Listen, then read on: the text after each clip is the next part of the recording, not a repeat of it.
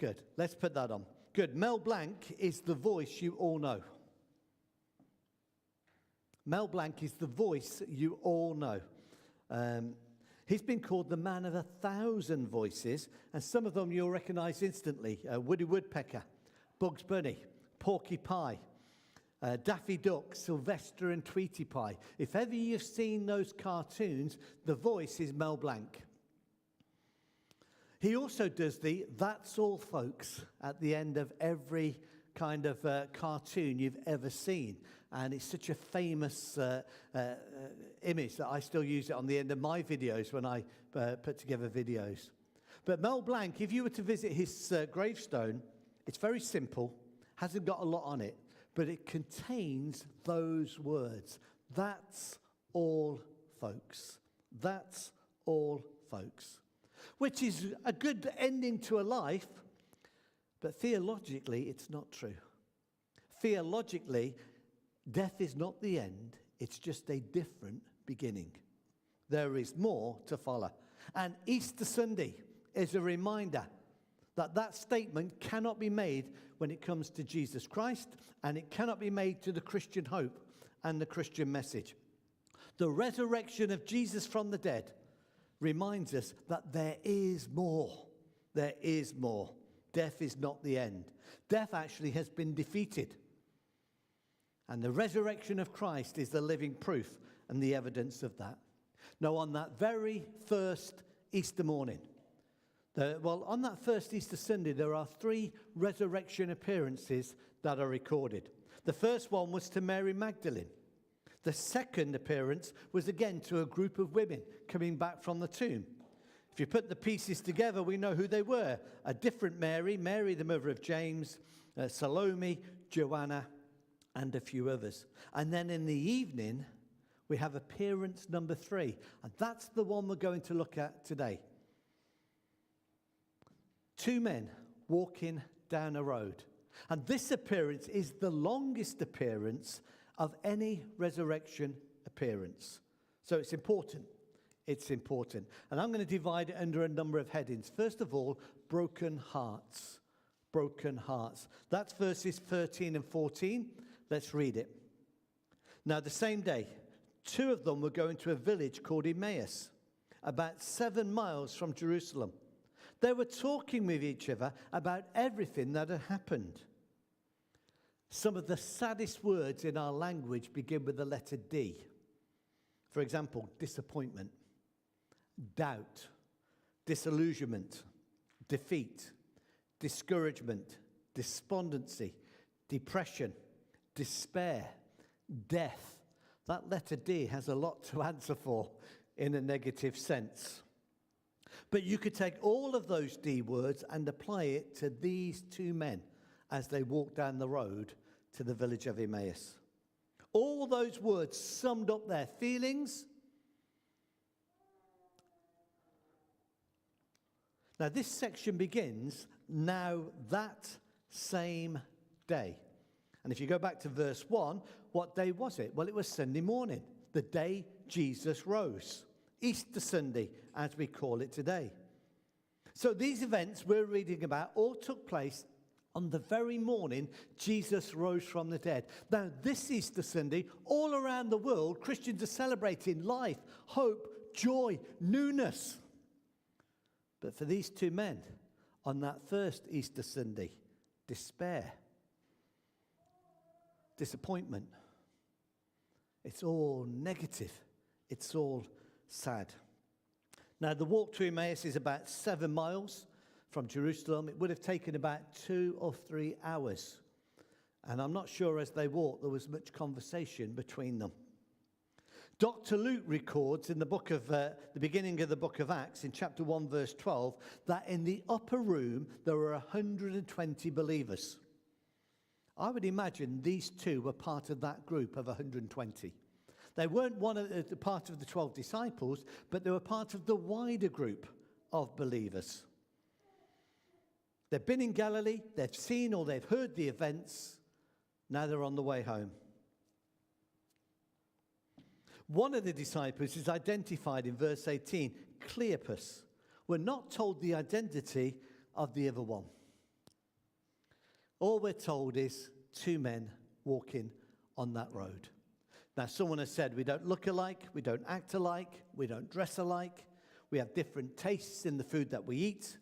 We're different in the books that we read, the films that we watch, the sports that we like, the cars that we drive, and the music we enjoy. We support different football teams. We have different leisure interests. We describe to different philosophies or politics. Our weights vary, our heights vary. So does the colour of our hair and skin. But we all have one thing in common. We all know what it means to hurt. We all know what it means to hurt. And suffering is a universal language. We all know what it is to have a broken heart. These two disciples are walking with broken hearts. All their dreams have evaporated and faded. For them, there is no hope. They had seen the one that they thought was the Messiah, beaten, tortured, nailed to a cross, put in a tomb. And that's the end. That's all, folks. Or so they thought. So first of all, it starts with broken hearts. My second kind of alliterated word really is blinkered hearts. Blinkered hearts. Look at verse 15. As they talked, so they did converse as they walked, as they talked and discussed these things with each other, Jesus himself came up and walked along with them. But they were kept from recognizing him. He asked them, "What are you discussing together as you walk along?" They stood still, their faces downcast. One of them, named Cleopas, asked him, "Are you the only one visiting Jerusalem who doesn't know the things that have happened there in these days?" "What things?" he asked. "About Jesus of Nazareth," they replied. "He was a prophet, powerful in word and deed before God and all the people. The chief priests and our rulers handed him over to be sentenced to death and crucified him. But we had hoped." Feel the sadness in that. We had hoped that he was the one who was going to redeem Israel. And what is more, it is the third day since all this took place. In addition, some of our women amazed us. They went to the tomb early this morning, but didn't find his body. They came and told us they had seen a vision of angels who said he was alive. Then some of our companions went to the tomb and found it just as the women had said, but they did not see Jesus. He said to them, "How foolish you are and how slow to believe. All the prophets have spoken. Did not the Messiah have to suffer these things and then enter into his glory?" I don't know if you came across this story on the news this week about a police horse. And this is a police horse called Luna, who's just retired. And Luna has these very special glasses. Now, it's not a fashion statement. It's not trying to look hip, cool, and trendy. But she has an eye problem.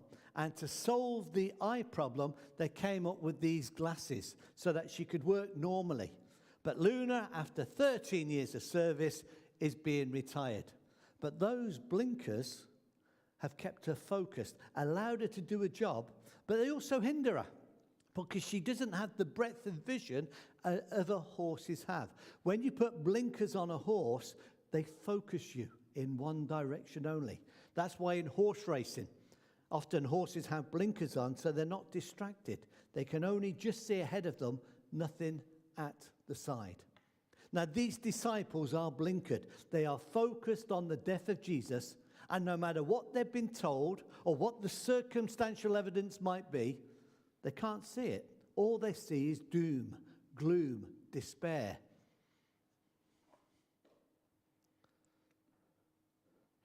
But we're told in verse 16, they were kept from seeing or recognizing Jesus. So a stranger draws up alongside them, and they've got no idea who he is. Something supernatural has taken place here. Humanly speaking, they would have seen Jesus and recognized him. But for some reason, they are blinkered. Their eyes will not allow them to recognize him. I think God is working in a supernatural way. Did Jesus look different after his resurrection? Well, yes and no. Or if it helps, no and yes. We know that they recognized him on other occasions, so did he have the same facial features and appearance? It would appear so. Or they were given automatic knowledge when the Savior appeared, it was him. I think they recognized him. He looked the same. But he was also different, because in his resurrected body, Jesus could appear and then disappear. You can't do that normally. He couldn't do it before the resurrection. He could only be in one place at one time. But after the resurrection, we're told he appeared and disappeared. So the resurrection body of Jesus was the same but different, and different but the same. Something very supernatural is taking place in these verses. We know it's the same Jesus because they could touch him. He ate with them. He had a real physical body. But it was different because he was in the room and then he wasn't. Where did he go? Did he pass through the walls? We're not told. So the resurrected body of Christ is the same but different, and different but the same. But the conversation takes place, verse 21. We had hoped. We had hoped. The saddest words in the whole story. To paraphrase it, we didn't expect that to happen. We put all of our eggs in one basket. This was the man who was going to redeem Israel and set us free. And now he's dead. We had hope for the future, but those hopes have gone. All we're left with disappointment. Disappointment. Doubt, disillusionment, defeat, discouragement, depression, despondency, despair. Now the stranger listens, and they pour out their hearts to him. And then he just gently reminds them what the scriptures teach. What does your Bible say? We had a great week at Going Bananas Holiday Club. For a number of years, a colleague of mine, Ivor Cooper, came and ran the holiday club. I kind of taken over since Ivor hasn't done it. Ivor passed away a few years ago. He had tumours in the brain, and the Lord took him home quite early, really, in his life. But Ivor would come, and he would lead the holiday club. And I remember inviting Ivor when we heard the news he'd got brain tumours and was given 3 years to live, along to the Net, the men's group that we have. We got one next week, actually, over the road there. And Ivor was our guest, and he came and he showed us the mask that they put on when they give him laser treatment, and he spoke about his experiences of living, knowing that you're about to die in just a couple of years' time. And he said this. He said, when I first got the news, he said, of course, my whole world was shattered. My whole future. You know, what about the grandkids, not seeing them grow up? What about my wife leaving her? He said, my whole world was shattered. And then he said this, but then I had to ask myself, what do I really believe? He said, I've preached the message of the Bible for years, for decades, to other people, telling them to believe it, but now I've got to believe it myself. Does God have a plan for me, and is this part of his plan? And when I go, is there a heaven that I'm going to? And can God look after my family and grandkids without me? So he kind of said, it's time to ask yourself what you believe. Is it just theory, or is it fact? That's that situation for these guys here. Jesus is saying to them, look, you've got a Bible full of scriptures. If you read them, why are you full of doubt? Why are you full of despair? Why are you full of despondency? It's kind of time to ask yourself what you believe. And he says, how foolish you are, and slow to believe all the prophets have spoken. Did not the Messiah have to die, have to suffer? Of course he did. It's there in the book. Blinkered. They couldn't see. They couldn't see. Thirdly, I've got burning hearts. Verse 27. And beginning with Moses and all the prophets, he explained to them what was said in all the scriptures concerning himself. Hey, he briefed them. He gave them the best Bible study they will ever have in their lives. Why? Why did he just say, hello, surprise, it's me? He could have done. Because if Jesus had said, hi, it's me, Jesus, and their eyes were open, they wouldn't have heard a single word he said. They'd have just been gobsmacked. He's alive. It's all those, he's alive. So Jesus has to teach them another way, a different way. And it meant that when he leaves them with substance. He takes them to the scriptures and the promises of the Bible. And when he then leaves them, they're left with the promises of the Bible. Had he just turned up and said, it's me, when he went, oh, what have we got? A memory. Did we imagine it? Did it happen? So he left them with substance, an anchor for their souls, by taking them back to the scriptures. And verse 27 is great. They've got this 2-3 hours walk, and he just opens the scriptures, starting at the Old Testament, going through book by book by book. Now, a Jewish Old Testament and a Jewish Bible, because if you're a Jewish, unless you're a Messianic Jew, all you have are the 39 books of the Old Testament. It's exactly the same as a Christian Old Testament. It's in a different order. The Old Testament in a Jewish Bible is divided into 3 parts. In fact, let me show you. It's easier if we watch it for a minute. Oops. Is it going up on this one? Here's the books of the Tanakh, right? The first 5 books written by Moses, which is also called the Torah, or the Pentateuch, if it was the one written in the Greek, right? But the Torah is the original in the Hebrew. And it's Genesis, Exodus, Leviticus, Numbers, and Deuteronomy. The Nevi'im are the prophets. So it starts with Joshua. Interesting. He's a prophet, Joshua. And it goes into Judges, Samuel, Kings, Isaiah, Jeremiah, and Ezekiel. These are the major prophets. And then there's the 12, Hosea, Joel, Amos, Obadiah, Jonah, Micah, Nahum, Habakkuk, Zephaniah, Haggai, Zechariah, and Malachi. And then the last portion of the Tanakh is the KH, right, the Ketuvim, which are the writings, which are primarily the Psalms, Proverbs, and Job, and some of the other books. We have Ruth in this book. We went through that, and Daniel very carefully, because there's a lot of stuff about Jesus in that, and he's actually even a type, and Right, I don't know if you caught all that. There's a lot of information there, but the Jewish Bible, the Jewish Bible split into 3 sections. Same books, just a different order. But Jesus took them through each part. The Torah, the first 5 books. The Nevi'im, the prophets, 8 books. But what we call prophets, some of them they don't. They have history books in with their prophets. And then the Ketuvim, 11 books, including Daniel.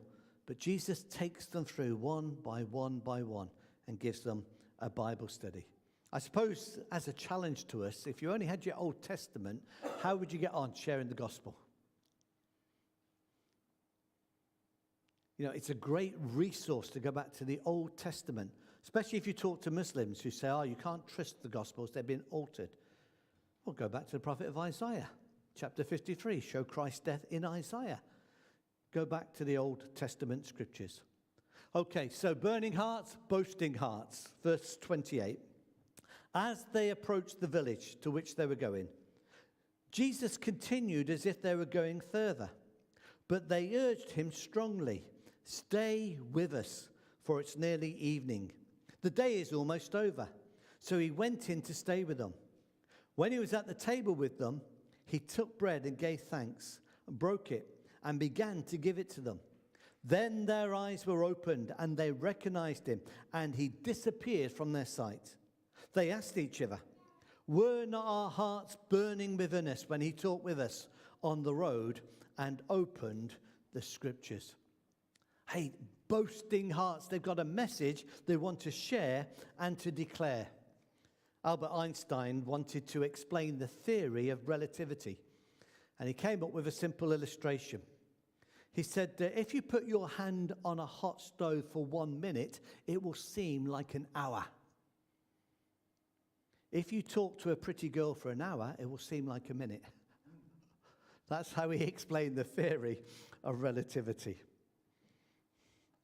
Now, we are not told how long Jesus talked to these 2 men, but I tell you what, it probably seemed like 5 minutes, even though it was several hours. Cleopas and his friend reach their village, and what do? They do what all Eastern people do, hospitality. Come and have a meal. And if you've traveled, you'll know the pressure that you get into when a couple invite you back to their house. You don't really, it's like a hostage situation. You don't get much choice. I remember a number of years ago when we were in Israel, and I preached in a church in Nazareth. And afterwards, a couple came up. It was only a small church. A couple came up to us and said, come back to ours for dinner. And we said, no, it's okay. We've got some plans. No, come back to ours for some food, some fellowship. And we said, no. And no matter what we tried, we were not going to escape out of that car park until we agreed to go back. So we said, okay, 5 minutes. We just have a quick cup of tea and we're off. We were there for about 6 hours.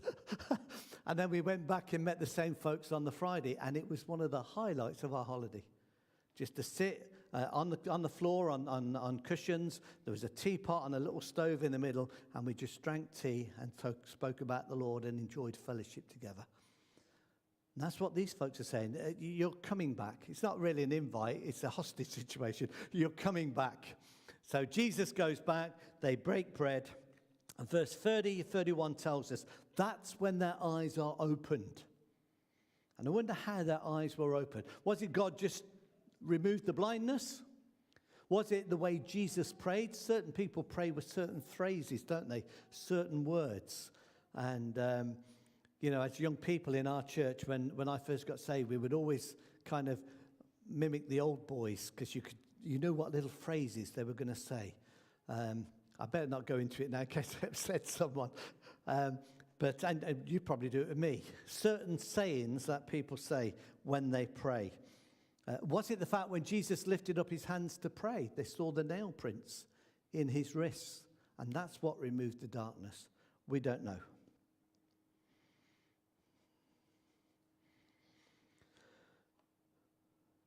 Now, later, Cleopas and his friend would again encounter Jesus in verse 34 and 35 when they met later with the 11 disciples.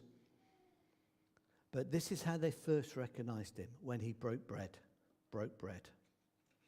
And then they've got these boasting hearts. They got up, returned at once to Jerusalem, where they found the 11 and those with them, and saying, "It is true, the Lord is risen."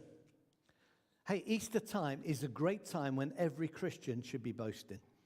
Those of you who've got social media accounts, I hope you've been boasting this morning. I have. I've put my "He is risen" an explanation on it. It's a great opportunity to be in people's faces for a legitimate reason. It's Easter. If we're not going to celebrate it, who else won't? Prince Charles won't. He was happy to give a blessing for Ramadan. He was happy to give a blessing for Eid. But he's not going to give a speech for Christianity, even though he's the so-called head of the church. Shame on him. Shame on him. We should be boasting. We have the greatest message in the world, the truth of the Word of God. And when someone asks you, why do you believe? Please don't give, you ask me how I know he lives within my heart. They'll just think you've got indigestion or heartburn. It may be nice poetry and true, but it's not an answer to an intelligent person. We need to give intelligent reasons for what we believe, else the world will say you believe in fairy stories.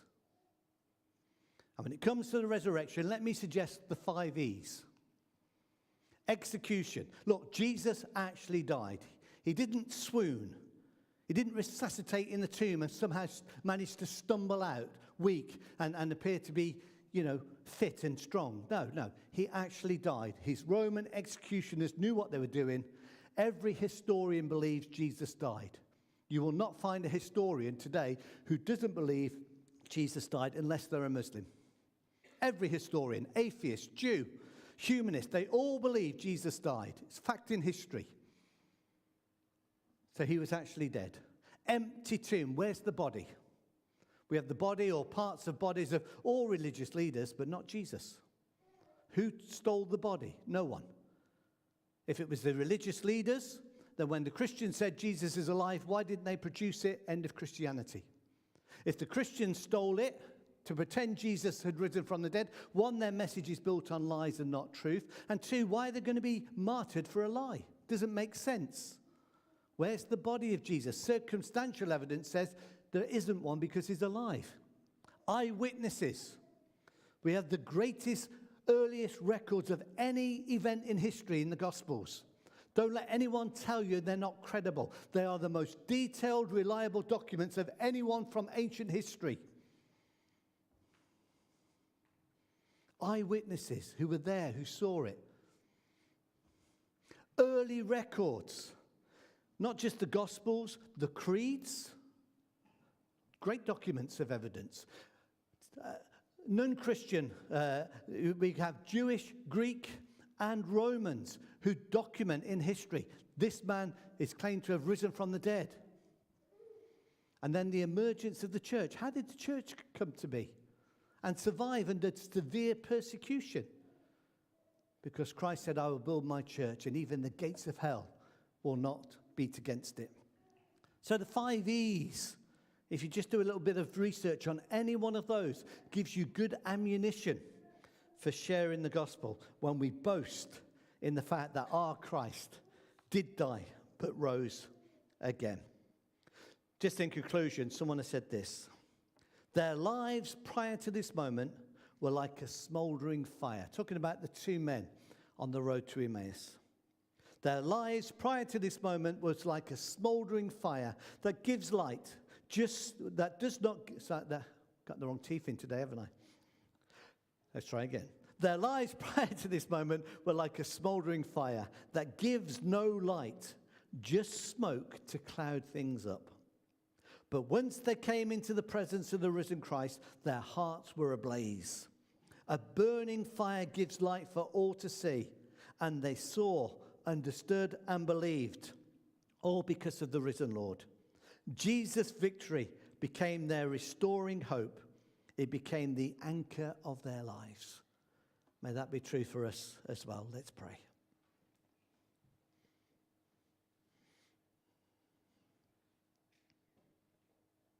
Lord, we pray that you will apply your word to every heart. And again, on this resurrection morning, we give you our thanks for a living, glorified Savior. Amen. Okay, musicians, let's sing again, shall we? There is a hope that burns within my heart. One thing the world is desperately lacking is hope. And we have it.